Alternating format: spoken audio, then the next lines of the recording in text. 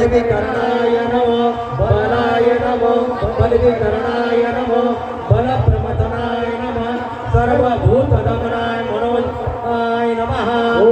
अघोरेभ्यो अगतवरेभ्यो घोर सरेभ्यः सर्वेभ्यो सर्वेभ्यो नमस्ते अस्रुद्रुभ्यः ओम तत्पुरुषाय विद्महे महादेवाय धीमहि तन्नो रुद्र प्रचोदयात्। एक फूल ठेवा आईच्या वडिलांच्या पायावर एक फूल ठेवा अक्षरा टाका